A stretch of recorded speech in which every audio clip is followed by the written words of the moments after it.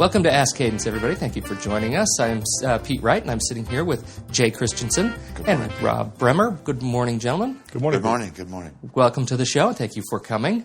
We're sitting in the lovely new offices of Cadence Management Corporation World Headquarters. We have a problem card today from a very recent seminar, just last month, it looks like. The problem card, as I understand it, and Jay, you can help me define this a little bit better. Complete requirements for the project are received just before the project is due to be complete. Yes. How does that happen? Yeah, and what happens in this particular case, Pete, several different causes for this problem. First of all, when the project team starts delivering results from the project, the customer can come forward with additional changes that they could see that would be beneficial to their business environment. So what they do is they come forward at the last minute with additional requirements for the project. The project team is not accustomed to dealing with those late evolving requirements. A couple of ways to prevent that. One is to do a complete and thorough research phase where we have an opportunity to interview the customer and get from them their business need and the results that they expect to see as a result of this project being completed. That's one solution. Another solution is to have the project team do a review of the project profile as soon as it is completed.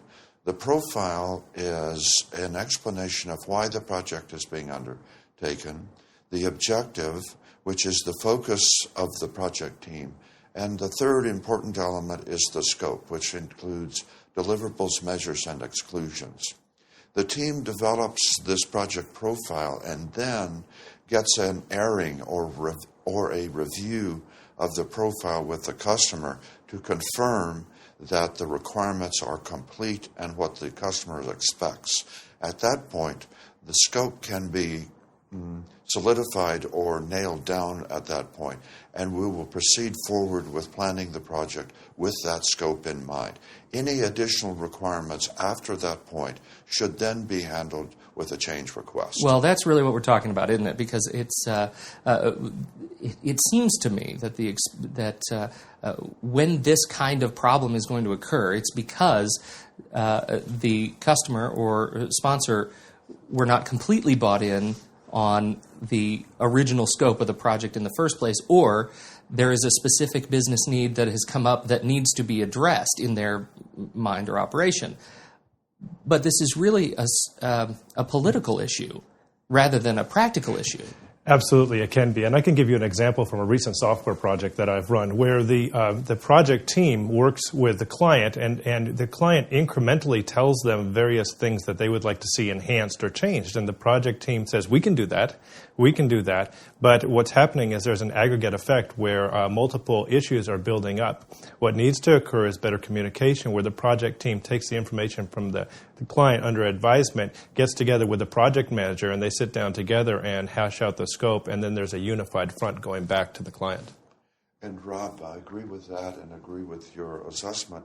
And another opportunity to handle that situation that you described is for the team, as they are receiving these incremental requirements, to exclude them and to have informed the customer that these additional incremental requirements could be handled in the next project or in the next phase of the project so that we replan those incremental requirements as a part of a future project or future project phase.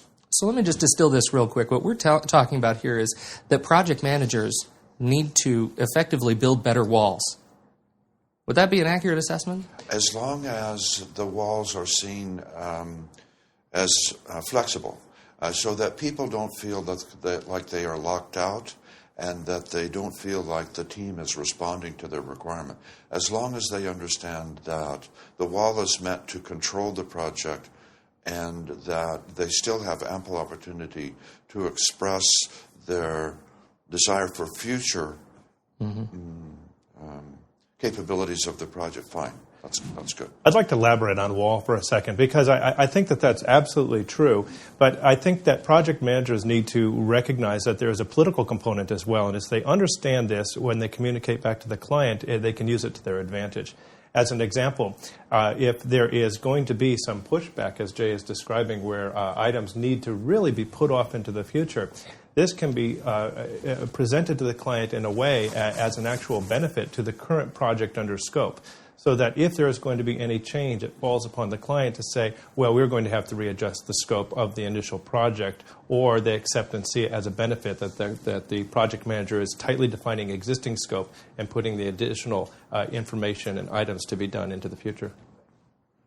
Gentlemen, thank you very much. This has been another episode of Ask Cadence, tackling the guerrilla project problems.